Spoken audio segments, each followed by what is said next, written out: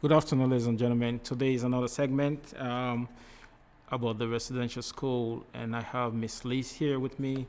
We're gonna discuss what happened, and there's a few questions I'm gonna ask her, and get some answers. So I hope you enjoy my podcast. This is the AC podcast. Miss Leis, welcome to my podcast. Um, Today I have a few questions I'm gonna ask you. The first question is, what does truth and reconciliation means? So, the Truth and Reconciliation Commission, years ago, it's something that the government has pledged to work towards, but it's something that requires action from all Canadians. So, the truth part is figuring out and being open to learning the true history and current state of our society. So, not just acknowledging what happened at residential schools, but calling it what it is and what it was. It was murder, it was genocide. So acknowledging that and also acknowledging the impact that it has on people today. So it's not something that's just in our past, it's something that continues to be continues to have a huge impact on many people today. And then reconciliation is once you've learned that, trying to figure out a path forward. So how do we support our Indigenous communities? How do we learn from them and move forward in a way that's going to promote healing for all Canadians? And part of that is changing some of the big problems that we have within society. So we've got huge number of policies that really put Indigenous people at a disadvantage or that discriminate against Indigenous people. So the birth alert is one of Yes, that's going to be my next question for you about the battle. perfect. Yeah. Yeah, a lot of people have the privilege to not know what a birth alert is. So Indigenous mothers will be flagged. So child services will come and they'll do inspections or they'll flag people and children will be taken away. So this still happens today in Canada. So we've got lots of cases where people are being discriminated against and children are not having the opportunity to grow up with their family. So rather than having practices like that and policies that discriminate against people, how can we work towards ending those policies and funding programs that are going to help with healing rather than further separating? Wow. I didn't know things like that goes on, and it's kind of sad the way situation is, and I hope my prayers goes to those kids that we lost and the indigenous community that's around, and they suffer a lot, they struggle, and hopefully somebody will come around and change things, because the system, we know it's all upside down. Absolutely. The truth is, it's hard to speak the truth sometimes, but it is what it is. We understood what's going on. So my next question is is it true that there is still more than 60% indigenous community without access of clean water? Yeah, there's still well over 60, and then kind of changes, but there's lots of Indigenous communities that do not have access to clean water. So within Canada, which has an abundance of clean water, Yeah. we've got people who are living in third world conditions. Yeah. So yeah, obviously that's a problem, but we've known it to be a problem for years and years. But people, there's been no action on that. Yeah.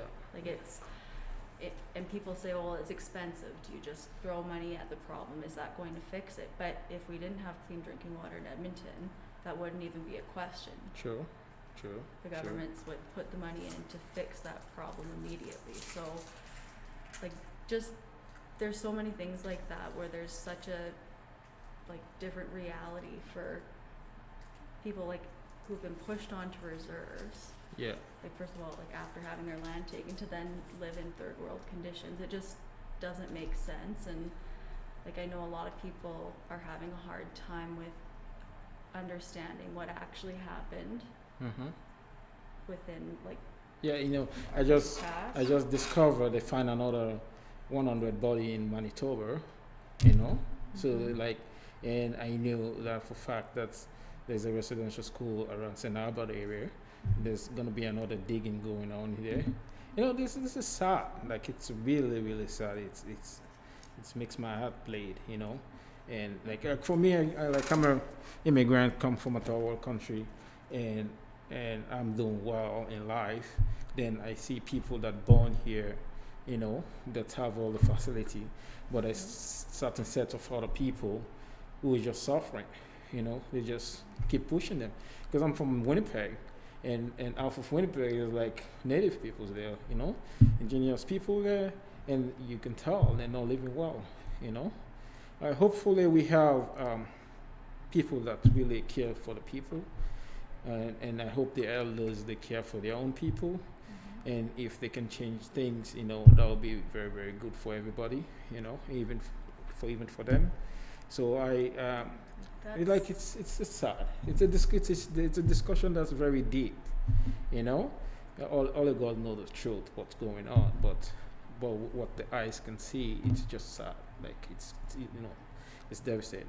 it is, It and is. that's exactly it. Like it's Yeah. devastating to learn about. It's Yeah. hard to learn about, but that's the first step towards healing. Yeah. Like, and one of those steps, a lot of people are calling to go and do full like searches of Yeah. other residential school sites to finally like uncover and learn the true number of children that are buried in mass graves. Because once we acknowledge that, then we can move forward. We can't go back and rewrite history.